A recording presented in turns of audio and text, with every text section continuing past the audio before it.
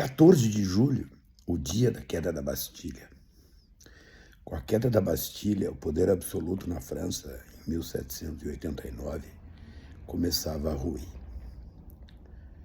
Vejam a tradição das lutas políticas, a tradição do mundo da política sempre tem consigo a produção teórica, o pensamento. Não há luta política que não comece pelo pensamento. Na França, a queda da Bastilha foi uma revolta popular. Não teve um líder específico. Foi um movimento, aquela coisa que andou.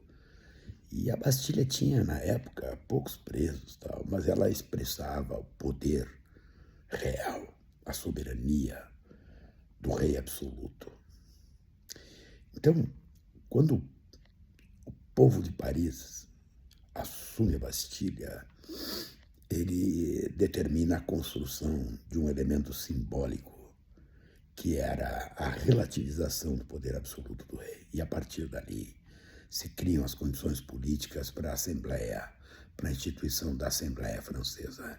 O que é a Assembleia Francesa?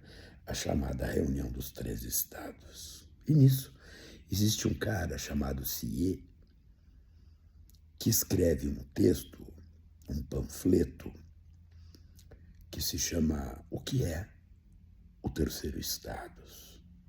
Qu'est-ce que c'est le Dieu-État? Ali, grossíssimas palavras, ele faz uma afirmação que acaba ficando famosa, onde ele faz 3 afirmações, 3 indagações. O que é o terceiro Estado na ordem política francesa? Nada. O que quer ser?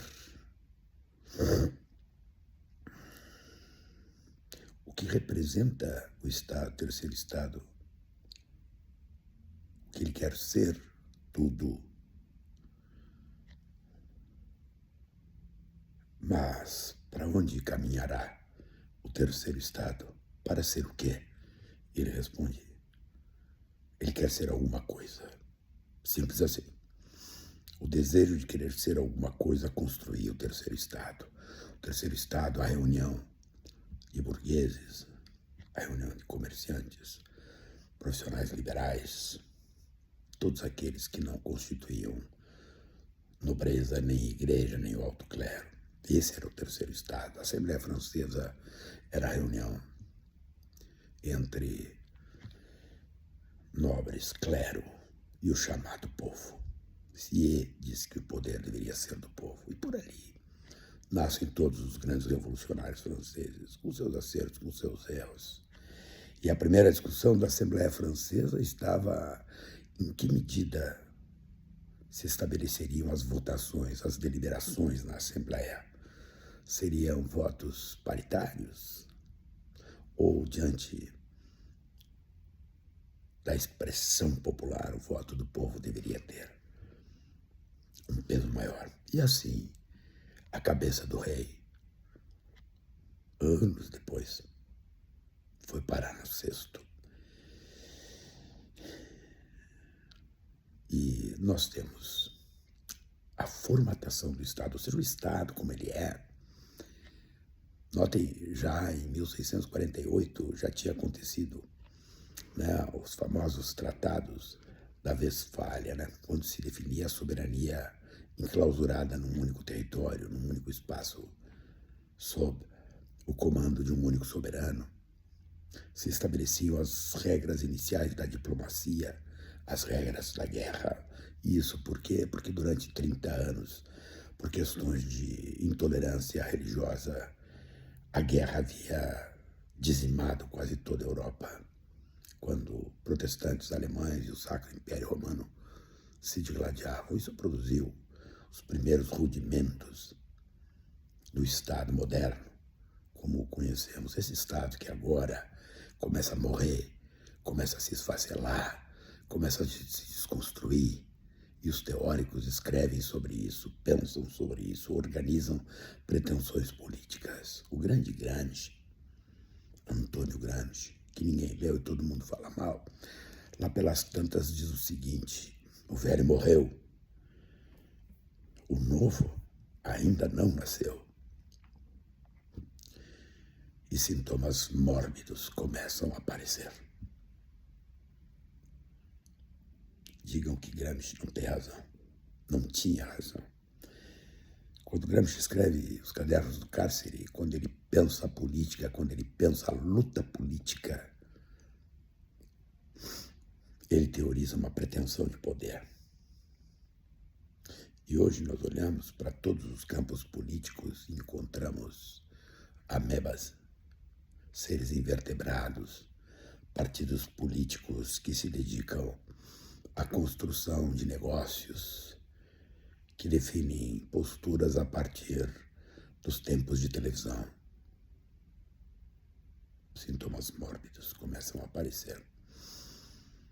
Partidos políticos não expressam mais programas, pretensões de poder. O que é um programa de um partido político, se não a expressão de uma pretensão de poder?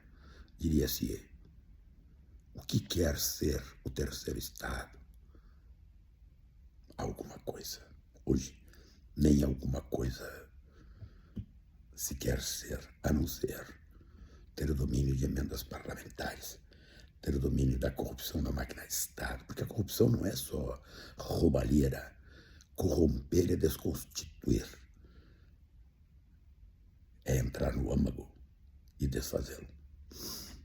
A máquina de Estado no mundo anda em franco colapso. E vejam, em 14 de julho, quando se comemora o fenômeno, o evento da queda da Bastilha, 1789, nos convida a dar uma olhadinha para ver que no mundo da política o poder não se constrói instantaneamente nem num estalar de dedos.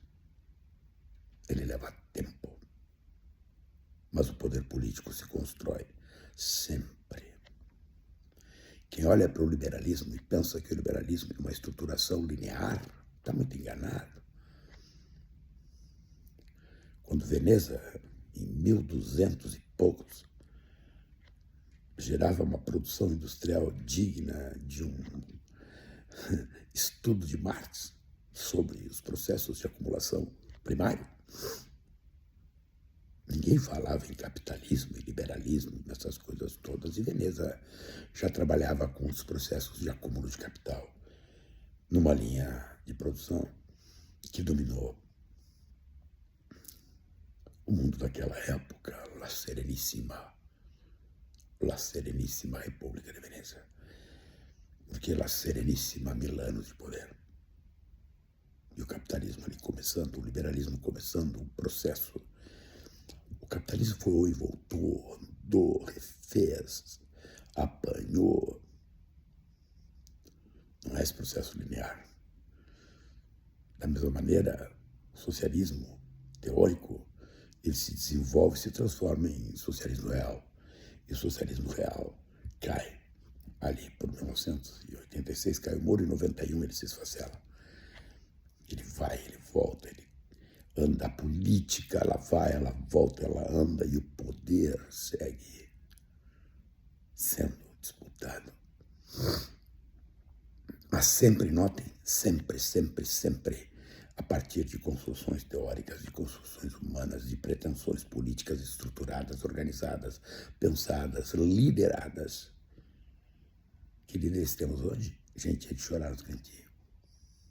No mundo, não falo do Brasil. O Brasil é um caso muito à parte, porque a chinelagem desses Bolsonaro é um negócio que dá vergonha de pensar que tem gente que ainda estrutura alguma coisa do ponto de vista do raciocínio. É uma vergonha, é uma bagaceirada.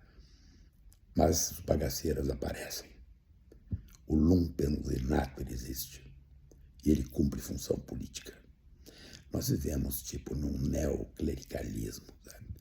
Tudo virou moral, tudo virou costume, tudo virou... Mas é assim mesmo, é assim que a vida acontece. Então, minha gente, 14 de julho, a queda da Bastilha, ela não foi gratuita. Mas não foi no outro dia, não foi no dia 15 de julho que disseram, olha o fenômeno que marcará a humanidade. Não. Centenas de anos fizeram isso. Tá bom? Bom dia para vocês.